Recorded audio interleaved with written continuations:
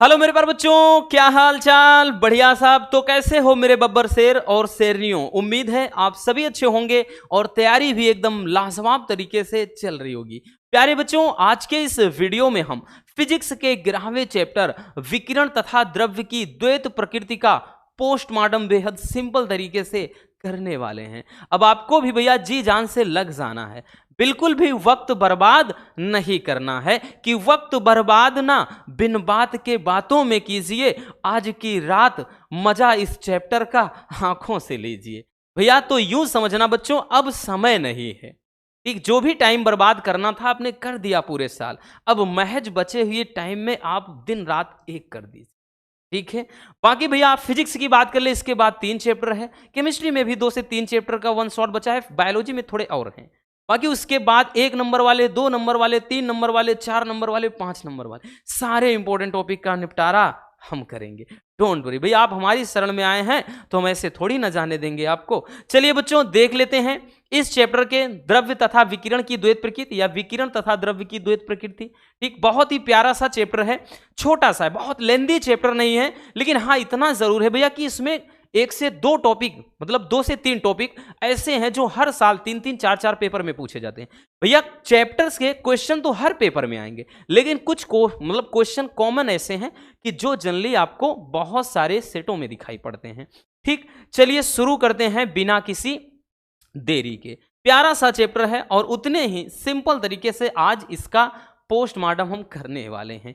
ठीक है, बस आपको कॉपी और भैया पेन के साथ बैठना है, याद रखना। देखिए पहला क्वेश्चन है बबुआ कि प्रकाश वैद्युत प्रभाव क्या है, और प्रकाश वैद्युत प्रभाव के नियम लिखना है। मोस्ट इंपोर्टेंट क्वेश्चन, ये भी मोस्ट इंपोर्टेंट है। ये प्रकाश वैद्युत प्रभाव जो है ना, परिभाषा बहुत पूछता है, कभी कभार 2-2, 3-3 सेट में, 4-4 सेट में दे देगा। ठीक, और कभी किसी में अलग से ये नियम पूछ लेता है। तो यूं समझना 2 क्वेश्चन आपके यहां पर हैं कि प्रकाश वैद्युत प्रभाव क्या है, या प्रकाश वैद्युत उत्सर्जन इसी को कहते हैं, और प्रकाश वैद्युत प्रभाव के नियम क्या है वो। ठीक, चलिए देखते हैं, एक फिगर के माध्यम से समझते हैं भैया। बहुत ही प्यारा सा टॉपिक है।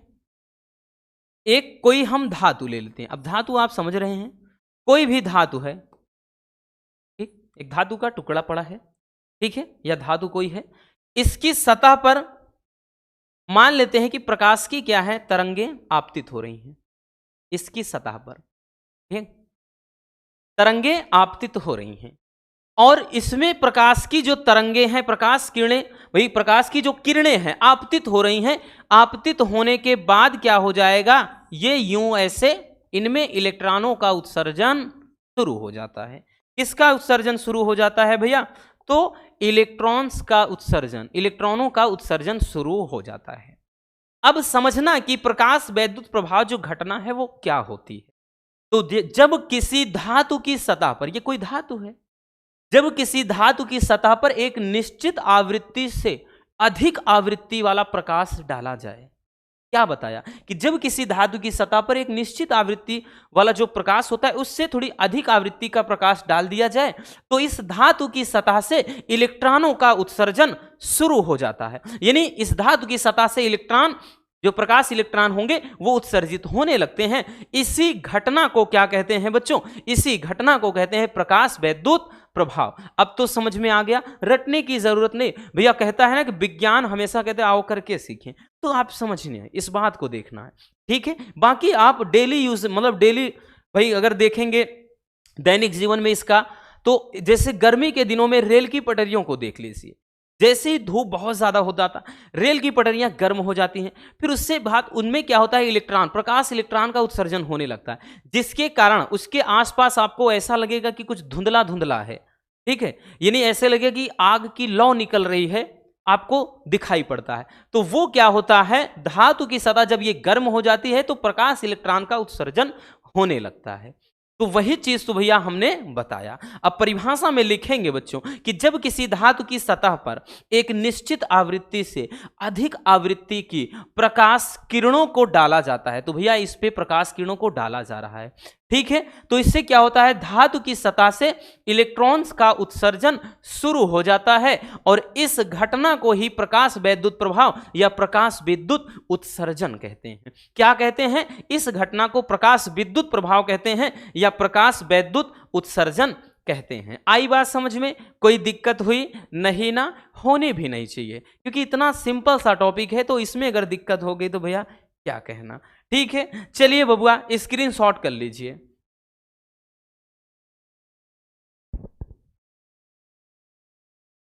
हो गया ना।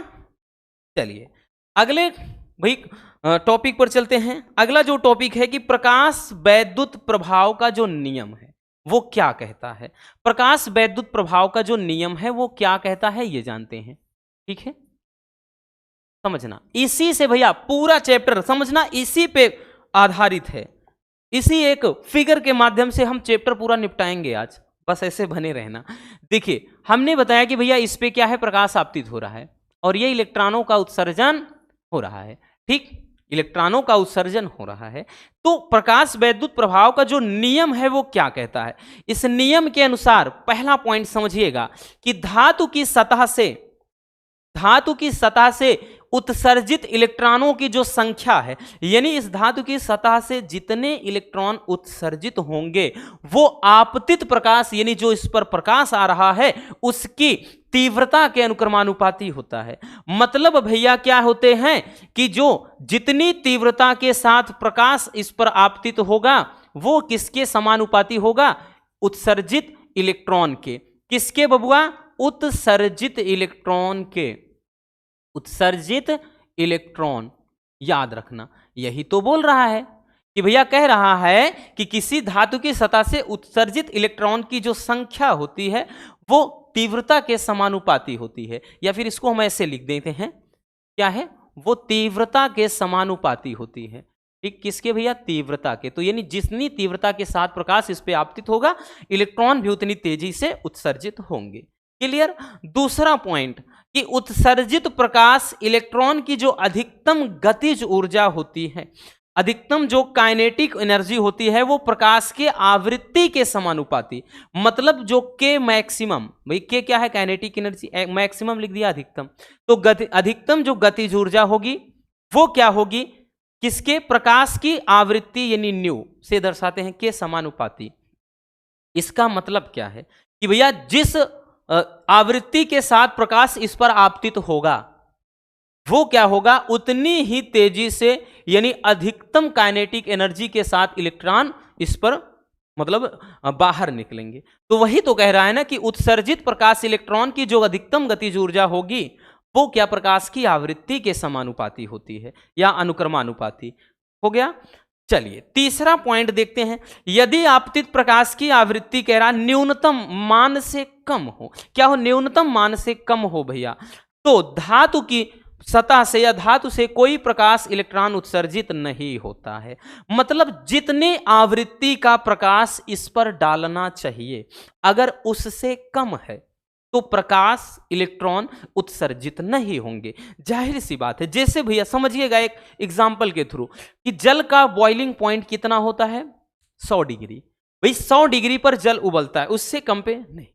इसी तरह से क्या होता है, फ्रीजिंग पॉइंट क्या होता है भैया, पानी का जो अगर हम बात कर लें तो हिमांक क्या होता है, तो 0 डिग्री पर बर्फ बन जाता है। अगर उससे ज्यादा है तापमान तो क्या होगा, बर्फ नहीं बनेगा, यानी ठोस अवस्था में नहीं बदलेगा। उसी तरह से इसमें भी तो कह रहा है भैया एक न्यूनतम आवृत्ति वाला प्रकाश चाहिए, अगर उससे भी कम हो गया तो ये इलेक्ट्रॉनों का उत्सर्जन नहीं होगा। वही चीज कह रहा है। अगला पॉइंट, धातु के सतह पर प्रकाश के आपतित होने तथा उससे प्रकाश इलेक्ट्रॉन उत्सर्जित होने के बीच कोई समांतराल नहीं होता है, कोई टाइम गैप नहीं होता है। मतलब क्या है, जैसे इस पर धातु की सतह पर जैसे ही प्रकाश का मतलब क्या होता है भैया, प्रकाश इस पर आपतित होता है, प्रकाश की किरणें आपतित होती हैं, तुरंत ही इस धातु की सतह से इलेक्ट्रॉनों का उत्सर्जन प्रारंभ हो जाता है। तो कहने का अर्थ वही है कि इस पर कह रहा है कि आपतित होने और उससे प्रकाश इलेक्ट्रॉन उत्सर्जित होने के बीच में कोई समय अंतराल नहीं होता है। ठीक है, आई बात समझ में? तो ये प्रकाश वैद्युत प्रभाव के नियम हो जाता है, या प्रकाश वैद्युत उत्सर्जन के नियम। आई बात समझ में? चलिए रसगुल्लों, स्क्रीनशॉट कर लीजिए इसको।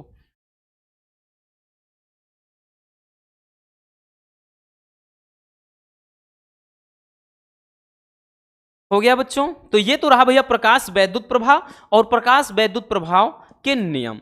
अब हम आगे चलते हैं। अगला पॉइंट देहली आवृत्ति। अब जितने टॉपिक हैं, 3 टॉपिक इसमें हैं, सेम हूबहू एक जैसी परिभाषा, तीनों फटाक से आपके दिमाग में हम अभी सेट करने वाले हैं। पहला देहली आवृत्ति, दूसरा कार्यफलन, तीसरा देहली तरंग दैर्ध्य। तीनों का निपटारा बहुत ही आसानी से होगा। ठीक, अभी हमने क्या समझाया कि भैया जैसे क्या होता है, जैसे अभी बताया ना कि कोई धातु है, धातु की पृष्ठ है भैया, और इस पर बताया कि इस धातु की सतह पे जब कोई क्या है, प्रकाश की किरणें आपतित हो रही हैं, तो इससे होता क्या है, इलेक्ट्रॉनों का उत्सर्जन शुरू हो जाता है। ठीक है, इलेक्ट्रॉनों का उत्सर्जन शुरू हो जाता है। तो अभी बताया कि यहां पे है क्या, देहली आवृत्ति। ठीक है, मोस्ट इंपॉर्टेंट है, याद रखना, छाप के रखना बच्चों, पेपर में टपकेगा क्वेश्चन, याद रखना। ठीक, छापना कहाँ है, दिमाग में और कहीं नहीं। तो बाकी तो भैया आप लिख सकते हैं, आप दोबारा से जब बोर्ड एग्जाम के टाइम में एक बार दोबारा से सरसरी निगाह से देख लेंगे तो चीजें और आसान हो जाती हैं। ठीक है, देखिए क्या है, बोल रहा है कि देहली आवृत्ति, तो समझना कि वह न्यूनतम आवृत्ति, वह न्यूनतम आवृत्ति जिसके कारण इस धातु की सतह से इलेक्ट्रॉनों का उत्सर्जन होने लगे, उस आवृत्ति को ही कहते हैं देहली आवृत्ति।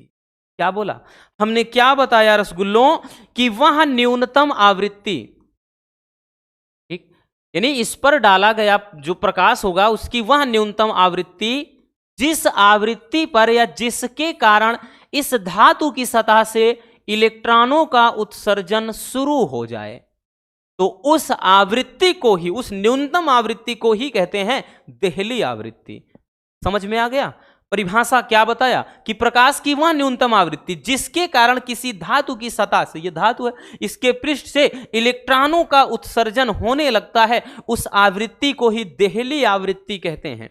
और भिन्न भिन्न धातुओं के लिए भैया इसका मान भिन्न भिन्न होगा, क्योंकि वो क्या है, धातु पर निर्भर करता है। ठीक, सभी के लिए समान नहीं होगा। ठीक, आई बात समझ में? तो बस इतना अपने दिमाग में रख लेना है कि वह न्यूनतम आवृत्ति जो किसी धातु की सतह से इलेक्ट्रॉनों का उत्सर्जन करवा दे, उस न्यूनतम आवृत्ति को ही क्या कहते हैं बच्चों, देहली आवृत्ति कहते हैं। और इसको दर्शाते कैसे हैं भैया, तो देहली आवृत्ति को कैसे दर्शाते हैं, इससे न्यू नॉट, न्यू नॉट ये वी की तरह नहीं बल्कि ऐसे तिरछा होता है, ए ऐसे, ठीक है ना, तो इसे न्यू नॉट से दर्शाते हैं, न्यू नॉट से दर्शाते हैं। ठीक, न्यू नॉट से दर्शाते हैं। फार्मूला क्या हो जाएगा, फार्मूला हो जाएगा भैया कि न्यू नॉट बराबर सी अपान लेमडा नॉट। ठीक है, न्यू नॉट बराबर सी अपान लेमडा नॉट, ये क्या होता है, फार्मूला हो जाता है। ठीक है, अगर यहां पर देख ले भैया, सैंबल का मतलब तो सी क्या है और लेमडा नॉट क्या है। ठीक, न्यू नॉट तो देहली आवृत्ति है ही, बाकी सी क्या है, तो प्रकाश की चाल है। क्या है भैया, प्रकाश की चाल। क्योंकि बच्चों ये छोटे छोटे जो न्यूमेरिकल के लिए, मतलब ये फार्मूले हैं छोटे छोटे, न्यूमेरिकल के इनके बहुत ज्यादा ठीक महत्वपूर्ण है। प्रकाश की चाल मान कितना होता है, 3 × 10⁸ मीटर पर सेकेंड होता है। ठीक है, अब उसके बाद लेमडा नॉट क्या है, तो ये है देहली तरंग दैर्ध्य। अब इसकी परिभाषा आगे देखेंगे, देहली तरंग दैर्ध्य। ठीक है, देहली तरंग दैर्ध्य है। आई बात समझ में? तो हो जाएगा ना देहली आवृत्ति। बहुत ही प्यारा सा है, समझ में आ गया ना परिभाषा? चलिए स्क्रीनशॉट कर लेना बबुआ, फिर आगे चलते हैं।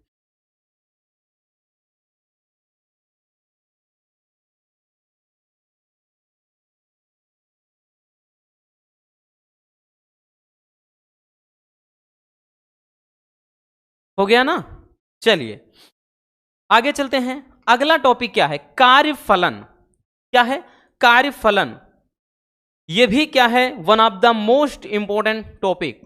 ठीक, ये भी भैया मोस्ट इंपॉर्टेंट टॉपिक है। बोला ना कि सब एक एक दो दो नंबर वाले हैं, छोटे छोटे वाले टॉपिक हैं, लेकिन इंपॉर्टेंट है। लेकिन 2 से 3 टॉपिक इसमें ऐसे हैं जो 3 नंबर में पूछे जाते हैं। ठीक है, चलिए, तो यहां पे कार्यफलन समझना। अब कार्यफलन को भी हम उसी, ठीक है, सेम उसी डायग्राम के माध्यम से समझते हैं, उसी फिगर के माध्यम से समझते हैं। जैसे ये कोई धातु का टुकड़ा है और इस पर क्या है, हमने बताया कि भाई कोई प्रकाश आपतित हो रहा है, कोई प्रकाश क्या है, आपतित। और यहां से आपतित होने के बाद जैसे ही धातु की सतह से टकराएगा, इलेक्ट्रॉनों का भी उत्सर्जन शुरू हो गया। अब की बार है कार्यफलन। तो कार्यफलन की परिभाषा कैसे लिखेंगे कि वह न्यूनतम ऊर्जा या फिर धातु की सतह पर किया गया वह कार्य, ठीक, दोनों सेम, वह न्यूनतम ऊर्जा जो किसी धातु की सतह से इलेक्ट्रॉन उत्सर्जन करवाने के लिए आवश्यक हो। अभी देखिए देहली आवृत्ति में क्या बताए थे, वह न्यूनतम आवृत्ति, बाकी पूरा सेम था। यहां पर भी है तो वह न्यूनतम ऊर्जा हो गया बस। तो वह न्यूनतम ऊर्जा जो किसी धातु की सतह से इलेक्ट्रॉन का उत्सर्जन करवा दे, या फिर वह न्यूनतम ऊर्जा जो भी किसी धातु की सतह से इलेक्ट्रॉन का उत्सर्जन करवाने के लिए आवश्यक हो, उस ऊर्जा को ही कहते हैं क्या, कार्य फलन कहते हैं। ठीक है, तो भैया परिभाषा इसकी भी सेम है। इसमें क्या है कि वह न्यूनतम ऊर्जा, इसीलिए बोला ना एक जैसे परिभाषा सब आपको बताएंगे तीनों, यानी कार्यफलन, देहली आवृत्ति, देहली तरंगदैर्घ्य। ठीक, तो वह न्यूनतम ऊर्जा जो किसी धातु की सतह से इलेक्ट्रॉन का उत्सर्जन करवाने के लिए आवश्यक हो या फिर इलेक्ट्रॉन का उत्सर्जन करवा दे, तो उस न्यूनतम ऊर्जा को ही कहते हैं क्या, कार्य फलन कहते हैं। क्या कहते हैं, कार्य फलन कहते हैं। ठीक है, अब इसको किससे दर्शाते हैं भैया, तो इसे W0 से दर्शाते हैं। ठीक, किससे दर्शाते हैं, W0 से दर्शाते हैं। ठीक है ना, तो परिभाषा समझ में आ गया। वह न्यूनतम ऊर्जा जो किसी धातु के पृष्ठ इलेक्ट्रॉन उत्सर्जित करने के लिए आवश्यक हो, उस ऊर्जा को ही कहते हैं कार्यफलन। अब इसको W0 से दर्शाते हैं, तो भैया इसका जो फार्मूला हो जाएगा बच्चों, वो W0 बराबर h न्यू नॉट हो जाता है। W0 बराबर h न्यू नॉट, ये फार्मूला हो जाता है। इन पे न्यूमेरिकल बनते हैं। बट एक चीज ध्यान देना, चूंकि वी नो दैट न्यू बराबर, अभी आपने देखा न्यू नॉट बराबर c अपान लेमडा नॉट, ये आपने अभी देखा। ठीक है, इस हिसाब से भैया ये फार्मूला आपका एक और बन जाएगा कि W0 बराबर, ये हो गया आपका h, उसके बाद न्यू नॉट के स्थान पे c अपान लेमडा नॉट लिखना है, तो यहां पे c अपान लेमडा नॉट। तो भैया ये फार्मूला आपका ऐसे भी हो जाता है। ठीक है, कि W0 बराबर HC, यहां पे C है, E मत समझ लेना, ये C है। चलिए, बाकी इनका सिंबल अगर लिखना है तो लिख सकते हैं भैया कि ये C क्या है, तो भी C क्या है अभी देख लिया आपने, लेमडा नॉट क्या है देख ही लिया है, H क्या है वही थोड़ा समझ लेते हैं। तो भैया ये क्या है, C क्या है, प्रकाश की चाल, प्रकाश की चाल है। ठीक है, और उसके बाद लेमडा नॉट क्या है, देहली तरंग दैर्ध्य, देहली तरंग दैर्ध्य, देहली तरंग दैर्ध्य। उसके बाद H क्या है, तो H है प्लांक नियतांक, प्लांक नियतांक। इसका मान कितना होता है भैया, तो 6.6 गुणे 10 के घात -34 जूल सेकेंड। हालांकि जितने कांस्टेंट वैल्यू होंगे वहां पेपर के एकदम लास्ट वाले पेज में दिए रहेंगे।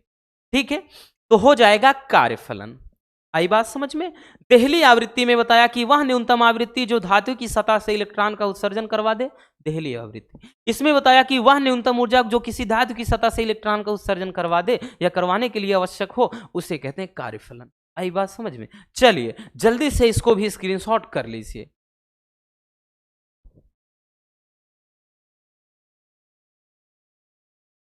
हो गया ना भैया। चलिए अब आते हैं, आगे चलते हैं।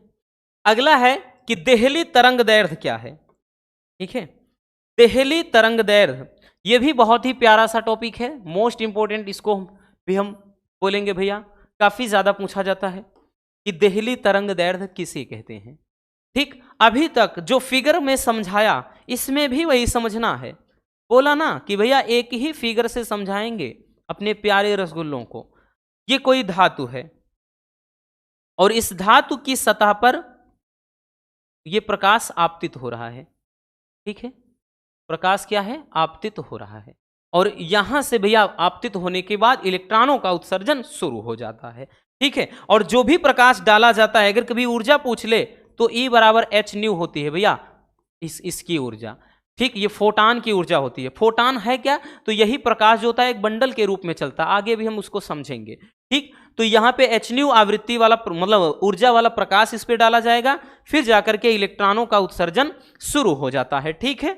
तो अब की बार क्या है, अब की बार है देहली तरंग दैर्घ्य। तो इसमें भी वही कि वह न्यूनतम तरंग दैर्घ्य, भले परिभाषा थोड़ा अलग लिखा है बट आपको सुनना है कि वह न्यूनतम तरंग दैर्घ्य या फिर वह भाई आपतित प्रकाश का वह तरंग दैर्घ्य जो किसी धातु की सतह से इलेक्ट्रॉनों का उत्सर्जन करवा दे या करा सके, उस तरंग दैर्घ्य को क्या कहते हैं, देहली तरंग दैर्घ्य कहते हैं। भैया ये भी तो सेम है ना।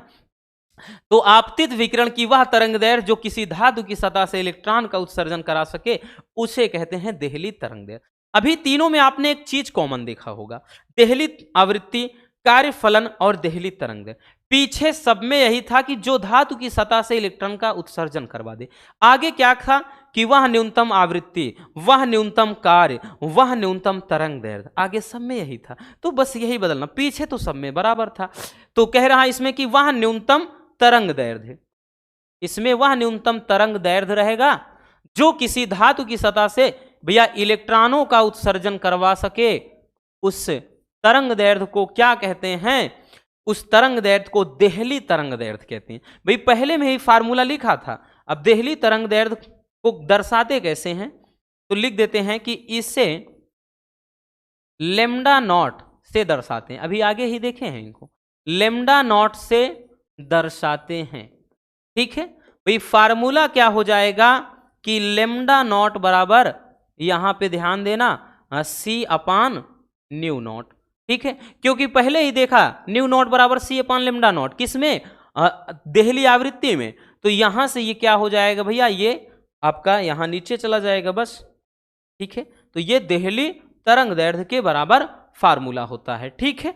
आई बात समझ में, तीन के तीनों परिभाषाएं समझ में आ गई ना। चलिए बबुआ स्क्रीनशॉट कर लीजिए जल्दी।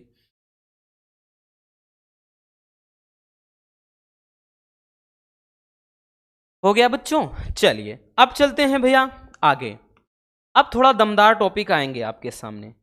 तो इस टॉपिक के बारे में हम बात कर रहे थे, मोस्ट इंपॉर्टेंट टॉपिक है आपके बोर्ड एग्जाम के नजरिए से, ठीक, कि आइंस्टीन के प्रकाश वैद्युत समीकरण की स्थापना करना है। आइंस्टीन का जो प्रकाश वैद्युत समीकरण है उसकी आपको स्थापना करनी है, ठीक। अब समझते हैं इसको भी, उसी से बोला ना कि पूरा चैप्टर इसी पे डिपेंड है। पूरा चैप्टर बबुआ यहीं से खत्म होगा, इसी फिगर से, याद रखना, ठीक। अब इससे आसान लॉजिक कहाँ मिलेगा आपको। देखिए इस पे हमने बताया कि कोई क्या है, प्रकाश, भाई प्रकाश की किरणें इस पे आपतित हो रही हैं और यहां से इलेक्ट्रॉनों का उत्सर्जन शुरू होने लगा, ठीक। तो यहां पे क्या है, और हमने बताया कि जो भी प्रकाश इस पे आपतित होता है उसकी भैया ऊर्जा क्या हो, एच न्यू होती है। क्या होती है, एच न्यू होती है। अब यहां पे समझना कि इसका भाई जो सिद्धांत होता है वो क्या होता है। तो क्वांटम के सिद्धांत के अनुसार, क्वांटम वैज्ञानिक नाम भैया वैज्ञानिक हैं, इन्होंने अपना एक सिद्धांत दिया और बताया कि प्रकाश जो विकिरण है वो ऊर्जा के छोटे छोटे बंडलों या पैकेटों के रूप में चलता है, ठीक, जिसे क्या कहते हैं, फोटान या फिर क्वांटा कहते हैं, ठीक है। तो यहां पर जो ये एच न्यू है वो ई के बराबर है, तो यही फोटान की ऊर्जा है बबुआ, ई बराबर एच न्यू। क्या होती है, ई बराबर एच न्यू, तो यही फोटान की ऊर्जा है। तो इन्होंने बताया कि ये जो ऊर्जा चल रही है, ठीक है, ये भाई इस पे विकिरण है, आपतित हो रहा है, तो ये ऊर्जा के छोटे छोटे बंडलों के रूप में चलता है और इसकी जो ऊर्जा होती है भैया वो ई बराबर एच न्यू होती है। तब जाकर के इस पे धातु पे आपतित होगा और इलेक्ट्रॉनों का उत्सर्जन शुरू हो जाएगा। आगे इन्होंने बताया कि जब फोटान किसी धातु पर आपतित होता है, ये जो फोटान है जिसकी ऊर्जा h न्यू है, किसी धातु की सतह पर टकराएगा तो इसकी जो ऊर्जा है वो दो रूपों में खर्च हो जाती है। क्या होती है भैया? इसकी जो ऊर्जा है वो दो रूपों में खर्च होगी। अब वो दो रूपों में कौन में भैया खर्च होगी? पहला ध्यान देना, पहला जो खर्च होगी वो कार्य करने में, यानी कार्यफलन के रूप में। दूसरी ऊर्जा खर्च होती है इलेक्ट्रॉनों को गति प्रदान करने में। ठीक है, तो यहां पर जो ऊर्जा खर्च होती है तो पहला हम लिखेंगे, पहला लिखेंगे भैया क्या चीज? कार्यफलन के रूप में, कार्यफलन के रूप में, कार्यफलन के रूप में। तो भैया कार्यफलन का फार्मूला क्या होता है बच्चों? W नॉट बराबर H न्यू नॉट। ठीक है, और जो दूसरी भैया जो शेष बची हुई ऊर्जा होगी, पहला तो बताया कि भैया ऊर्जा क्या है? कार्यफलन के रूप में इसमें खर्च हो जाएगा कार्य करने में, और दूसरा है जो शेष ऊर्जा, शेष ऊर्जा अधिकतम गतिज ऊर्जा, मतलब ऐसे लिख देते हैं, शेष ऊर्जा इलेक्ट्रॉनों को गति प्रदान करने में, इलेक्ट्रॉनों को गति प्रदान करने में। ठीक है भाई, शेष ऊर्जा जो खर्च होगी वो इलेक्ट्रॉनों को गति प्रदान करने में खर्च हो जाएगी। ठीक है, अब भैया इलेक्ट्रॉनों को अधिकतम गति प्रदान करने में, इसलिए K मैक्सिमम हो जाएगा। K मैक्सिमम बराबर भाई काइनेटिक एनर्जी बराबर फार्मूला होता है हाफ mv स्क्वायर, mv और यहां v मैक्सिमम होगा अधिकतम वेग स्क्वायर। ठीक है, तो ऊर्जा दो रूपों में खर्च हो रही है, आप देख रहे हैं। अब अगर हम बता दें भैया फोटान की कुल ऊर्जा कितनी हो जाएगी, क्योंकि भाई कुल ऊर्जा तभी भाई निकालेंगे तभी तो पता चलेगा ना। तो दो रूपों में खर्च हो रही, बट कुल ऊर्जा है कितनी? तो यहां पर हम लिखेंगे, अब लिखेंगे कुल ऊर्जा। ठीक, कुल ऊर्जा तो हो जाएगा E बराबर भाई कुल ऊर्जा में ये कार्यफलन वाली ऊर्जा भी शामिल है और साथ में काइनेटिक एनर्जी भी शामिल है, तो भैया K मैक्सिमम भी शामिल है। अब यहां से अगर हम K मैक्सिमम बराबर लिखें, क्या लिख दें? K मैक्सिमम, तो भैया ध्यान देना ये चीज रहेगा इधर आ गए माइनस में, तो ये E माइनस W नॉट हो जाएगा। होगा ना बच्चों? कोई यहां तक दिक्कत नहीं ना? होनी भी नहीं चाहिए भैया। क्या कुछ है? कुछ नहीं है, बस इसको क्या है इधर लाके ये माइनस में लगा दिया गया। वैल्यू रख देते हैं भैया, काइनेटिक एनर्जी का हो जाएगा 1/2, क्या हो जाएगा 1/2, ये mv मैक्सिमम रहेगा भैया, इसका स्क्वायर बराबर E क्या है? फोटान की ऊर्जा, मान कितना होता है? h न्यू होता है, माइनस W नॉट क्या है? कार्यफलन है, इसका मान कितना? h न्यू नॉट होता है। ठीक है, इतना हो गया। अब इसमें अगर हम देखें कुछ कॉमन है, ठीक, तो यहां पर हम लिख सकते हैं 1/2 mv, ये मैक्सिमम रहेगा, स्क्वायर बराबर, यहां पर देखें तो भैया h कॉमन है।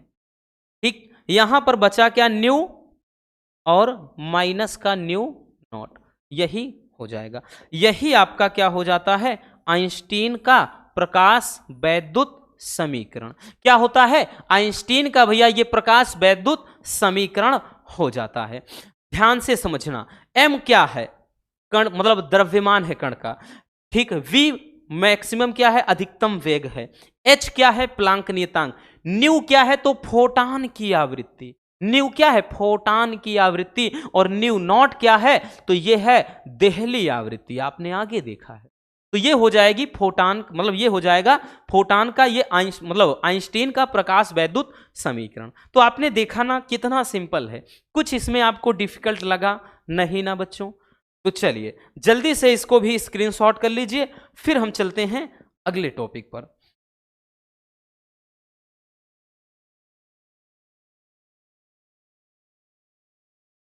हो गया बच्चों? चलिए अब चलते हैं भैया नेक्स्ट टॉपिक की तरफ।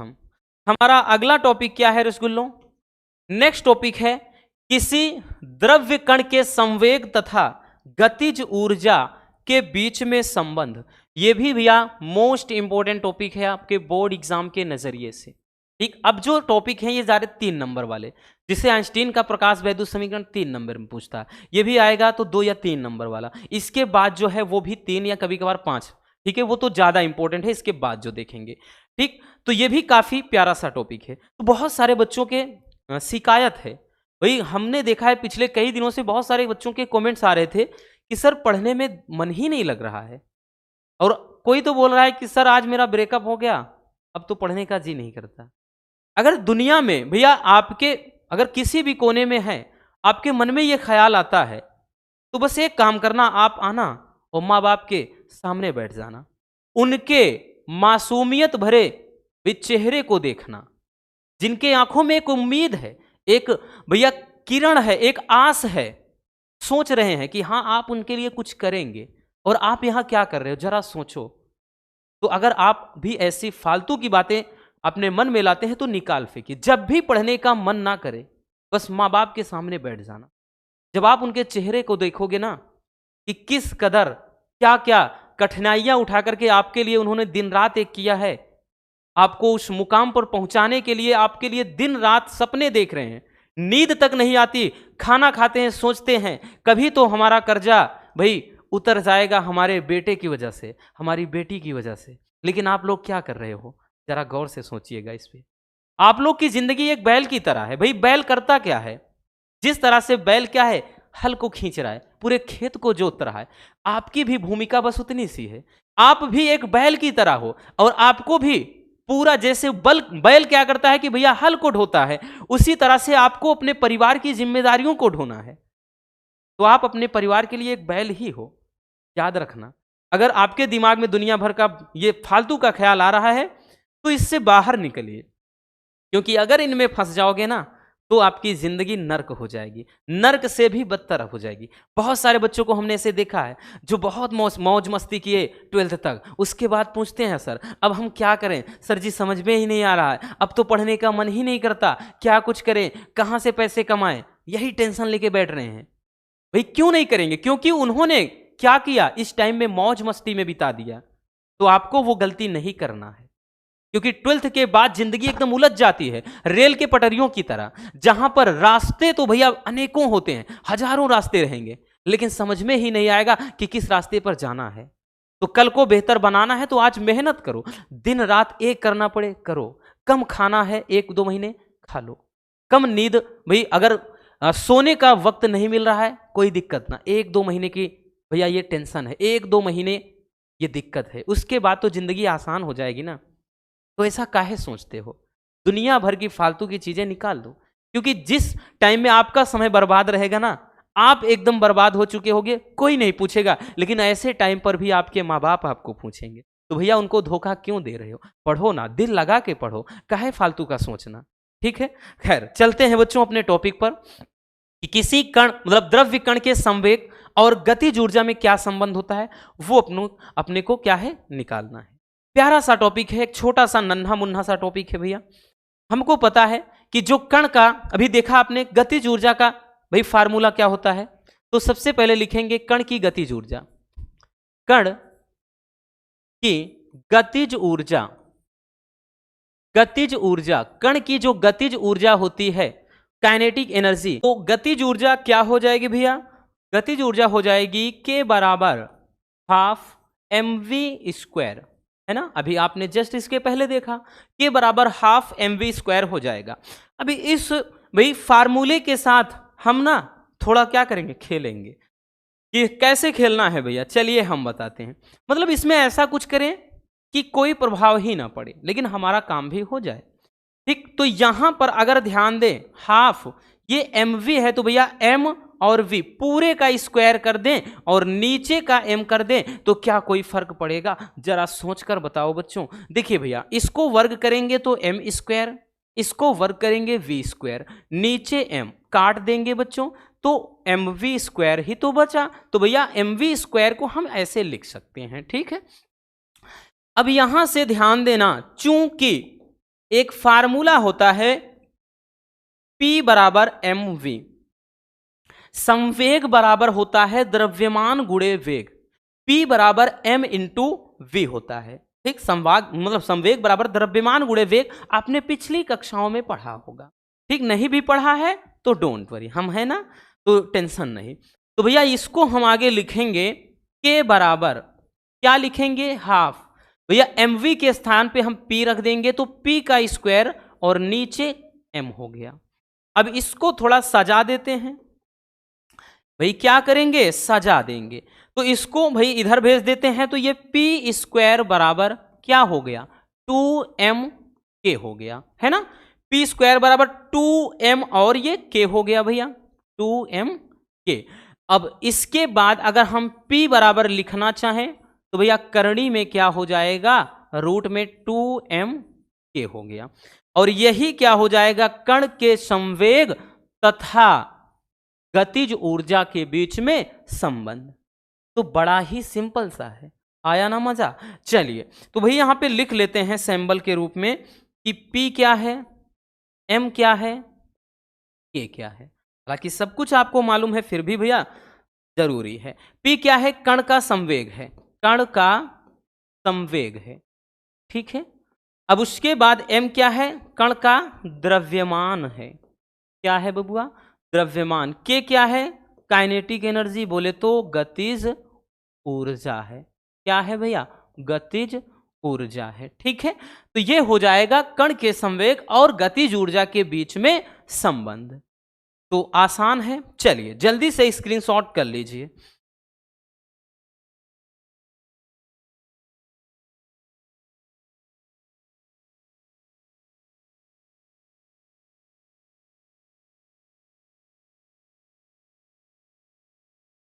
हो गया ना। अब चलते हैं आगे। अगला क्या है, द्रव्य तरंगे क्या है, और डी ब्रोगली तरंग दैर्ध्य के सूत्र की स्थापना करना है। और ये टॉपिक ना बड़ा ही लाजवाब है, one of the most important question, ठीक है। ये वेरी वेरी इंपॉर्टेंट क्वेश्चन है बच्चों इस चैप्टर का। भैया अगर आप 2024 का भी पेपर उठाओ, 2024 में ये 3 से 4 क्वेश्चन पेपर में आया हुआ है, यकीन ना हो तो देख लेना बबुआ, बहुत ही ज्यादा इंपॉर्टेंट है। ये 3 नंबर में नहीं तो 5 नंबर में पूछता है, ठीक। चलिए देखते हैं द्रव्य तरंगे क्या है, और भाई डी ब्रोगली तरंग दैर्ध्य का सूत्र हमको देखना है। तो सबसे पहले जान लेते हैं कि द्रव्य तरंगे क्या होती हैं। जब कोई द्रव्य कण जो होता है गतिमान हो, ठीक है, घूम रहा होता है, तो उसके साथ एक तरंग संबंधित रहती है, ठीक है ना, उसके साथ एक तरंग संबंधित रहती है। इस तरंग को ही कहा जाता है द्रव्य तरंग या डी ब्रोगली तरंग कहते हैं। और इस तरंग के तरंग दैर्ध्य को ही कहते हैं डी ब्रोगली तरंग दैर्ध्य। और यहां पर जो हमारा मेन पर्पस है वो है डी ब्रोगली तरंग दैर्ध्य के सूत्र की स्थापना करना। चलिए समझते हैं। भैया आपने देखा है आइंस्टीन का द्रव्यमान ऊर्जा समीकरण। तो सबसे पहले हम आइंस्टीन का द्रव्यमान ऊर्जा समीकरण, तो आइंस्टीन का द्रव्यमान ऊर्जा इधर लिखते हैं द्रव्यमान ऊर्जा समीकरण। तो आइंस्टीन का द्रव्यमान ऊर्जा समीकरण क्या होता है भाई, एक फार्मूला आपने पढ़ा होगा, E बराबर mc स्क्वायर, याद आया कुछ, E बराबर mc स्क्वायर फार्मूला होता है बबुआ, ठीक। बट एक चीज ये भी याद रखना, चूंकि याद रखना E बराबर h इंटू न्यू भी होता है, अभी इसके पहले आपने देखा, ठीक। तो यहां से ध्यान देना, E के स्थान पे हम क्या रख देंगे, h न्यू रख देंगे बबुआ, और ये आपका mc स्क्वायर हो जाएगा। अब हमको यहां से m बराबर फार्मूला मतलब निकालना है, तो h न्यू हो गया आपका, h न्यू हुआ और नीचे c स्क्वायर। कभी कभार गतिक द्रव्यमान का फार्मूला ऐसे पूछ लेता है, बहुविकल्पी में बहुत ज्यादा पूछा जाता है, तो वो m बराबर h न्यू अपान c स्क्वायर होता है, याद रखना इस बात को, ठीक है, दिमाग में छाप लेना गतिक द्रव्यमान का फार्मूला, ठीक है। चलिए भैया इतना समझ में आया, यहां तक कोई दिक्कत हुई ना, हो गई, अरे नहीं होनी चाहिए भैया, ठीक है, होने भी नहीं देंगे। अभी कुछ नहीं किया, E बराबर MC स्क्वायर किया, चूंकि E बराबर h न्यू होता है तो हमने यहां भी प्लेस कर दिया, हमने m बराबर निकाल लिया। अब m बराबर इसलिए निकाला क्योंकि फोटान का द्रव्यमान, ठीक है। अब भैया फोटान का हम संवेग निकालेंगे, फोटान का संवेग। तो बच्चों फोटान का जो संवेग होता है, फार्मूला P बराबर क्या होता है, P बराबर m इंटू सी होता है। अभी आप कहेंगे कि सर जी आपने तो P बराबर mv बताया, बिल्कुल बताया है भैया। संवेग कण का जब द्रव्य मतलब संवेग पूछे तो द्रव्यमान गुणे वेग होता है, बट यहां फोटान का संवेग निकालना है तो यहां वेग की जगह प्रकाश का वेग हो जाएगा, बस बाकी वही पूरा है भैया, आपका कुछ भी नहीं बदलाव करना है इसमें, ठीक है। चलिए इतना हो गया। अब यहां पर जो m का मान है वही पुट कर देना है, तो P बराबर क्या हुआ बबुआ, m के स्थान पे हम रख देंगे भैया h न्यू अपान सी स्क्वायर, गुणे का c है, तो काट देते हैं ना, कट गया। तो भैया क्या हो गया, P बराबर हो गया h न्यू अपान c हो गया। अब एक चीज और ध्यान देना, चूंकि न्यू बराबर सी अपान लेमडा भी होता है, ठीक भैया। आपने देखा है न्यू नॉट बराबर सी अपान लेमडा नॉट, बट अगर न्यू अकेले कह दे तो न्यू बराबर सी अपान लेमडा हो जाएगा, बस कोई दिक्कत नहीं, ठीक है। तो यहां से भैया फिर से हम क्या करेंगे, चलिए इधर ही देख लेते हैं। यहां से बच्चों अब क्या करेंगे भाई, न्यू के स्थान पे मान रख देंगे, तो P बराबर H आपका ये रहेगा और न्यू के स्थान पे C अपान लेमडा, तो C अपान नीचे भैया ये वाला C है और इंटू ये लेमडा, क्योंकि C अपान लेमडा न्यू के स्थान पे रखा है, C अपान लेमडा जो है न्यू के स्थान पे एक C नीचे एक्स्ट्रा है, ये कट गया। तो P बराबर क्या आया, H अपान लेमडा, बट हमको लेमडा बराबर चाहिए क्योंकि लेमडा बराबर यहां पर हम निकाल रहे हैं, लेमडा बराबर H अपान P, यही डी ब्रोगली तरंग दैर्ध्य का फार्मूला हो जाता है, ठीक है ना। आसान, कितना आसान है, एकदम मक्खन है, ठीक है। लेमडा बराबर H अपान P हो गया, H प्लांक नियतांक है, P संवेग है, लेमडा ब्रोगली तरंग दैर्ध्य है। अब इसको एक और तरीके से लिख सकते हैं, क्योंकि इससे ज्यादा जो निगमन में पूछता है ना वो ये पूछता है, बताते हैं। चूंकि P बराबर अभी निगमन बताया है 2mk, प्रूफ करके समझाया है, तो भैया चूंकि P बराबर 2mk होता है तो इस फार्मूले को हम इस तरह से लिख सकते हैं कि लेमडा बराबर H अपान भैया यहां P के स्थान पे रूट में 2m और k लिख देंगे, ठीक है। तो लेमडा बराबर क्या हो जाएगा, H अपान रूट में 2mk, इतना हो जाएगा, ठीक। या फिर भैया एक चीज ध्यान देना यहां पर बच्चों, ठीक, k बराबर, चूंकि k बराबर भी होता है E इंटू ई, ई क्या है, इलेक्ट्रॉन का, ये इलेक्ट्रॉन है, और V क्या है, यहां पर विभव को दर्शाता है। तो ये फार्मूला कुछ आपका लेमडा बराबर H अपान रूट में 2mEV ऐसे भी बन जाता है, जब विभवांतर वगैरह दिया रहे तब, ठीक है, जब विभवांतर वगैरह दिया रहे तब ये फार्मूला बन जाता है, ठीक। आई बात समझ में। तो ये आपका डी ब्रोगली तरंग दैर्ध्य का फार्मूला, एक ऐसे भी ऐसे, बट ज्यादा बच्चों ये वाला पूछता है भैया, ऐसे बोल देगा डी ब्रोगली तरंग दैर्ध्य मतलब डी ब्रोगली तरंग दैर्ध्य के लिए सूत्र की स्थापना करना है, या बोल देगा कि सिद्ध कीजिए कि डी ब्रोगली तरंग दैर्ध्य का जो सूत्र होता है वो लेमडा बराबर H अपान रूट में 2mk होता है, याद रखना। चलिए जल्दी से स्क्रीनशॉट कर लीजिए। हो गया बच्चों, तो बस आज के इस वीडियो में इतना ही।